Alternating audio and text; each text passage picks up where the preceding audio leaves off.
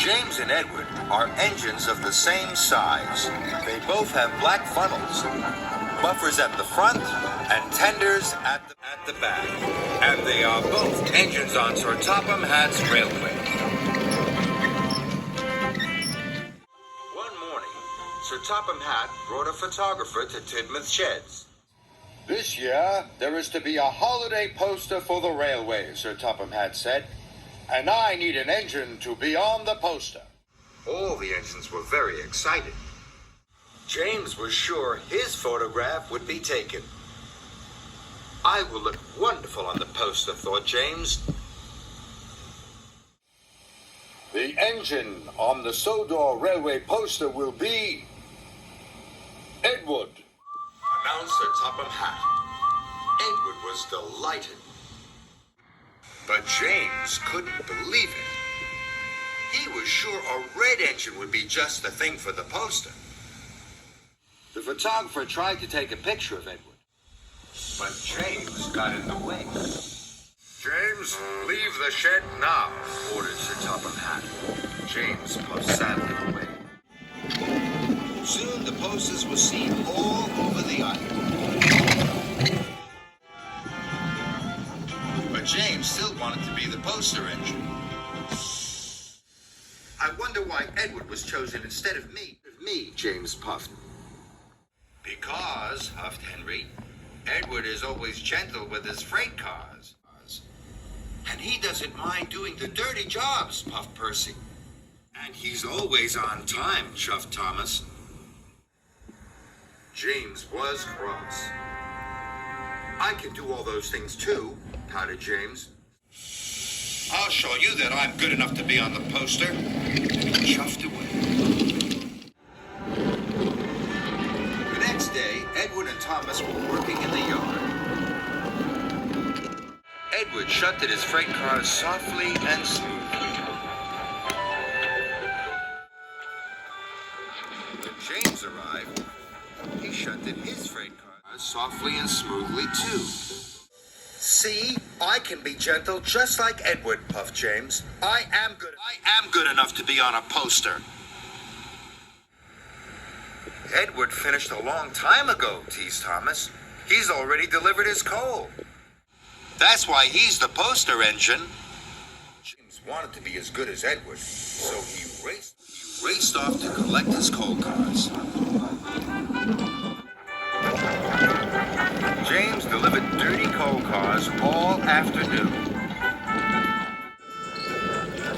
He became greasy, grimy, and grubby. And his bright, shiny red coat was soon covered in coal dust. "See," puffed James, "I can get just as dirty as Edward. I am good enough to be on a poster." But James was so dirty it took a long time to get him clean. James soaped and scrubbed. They even brushed behind his buffers. "Your gentle shunting and getting dirty has made you late for your passengers," puffed Percy cheekily. "Edward is always on time. That's why he's the poster engine." Then James had an idea.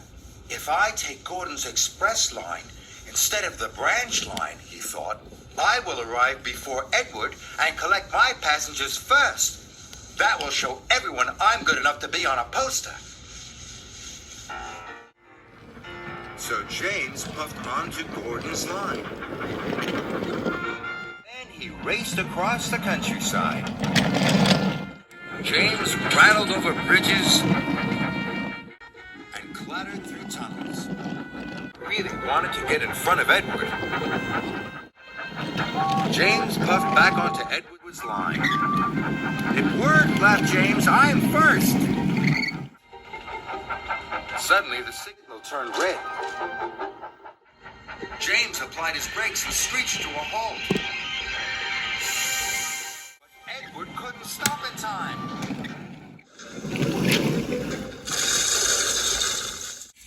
"Sorry," puffed Edward. "I didn't have time to stop." "Don't worry," moaned James. "It was my fault for pushing in." You're finally in a poster, chuckled Thomas. Maybe you are good enough after all. But James didn't feel very good. He felt very silly. Soon, Emily arrived with Sir Topham Hatton. James, your racing around has caused confusion and delay, Sir Topham Hatt said sternly. Yes, sir. Sorry, sir.